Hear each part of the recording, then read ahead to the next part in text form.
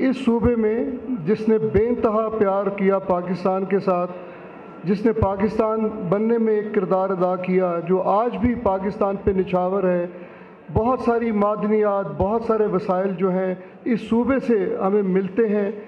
और उस सूबे में अगर ये तासुर रहे कि यहाँ पे कोई गांठें मारी गई हैं और उनको उनके हकूक़ नहीं दिए गए, तो मैं ज़ाती तौर पे अपनी ज़ात के लिए ये कह रहा हूँ कि ये मेरे लिए काबिल शर्मिंदगी बात है। मुझे यहाँ आके इंग्लैंड के बाद एक ऐसा प्यार और एक ऐसी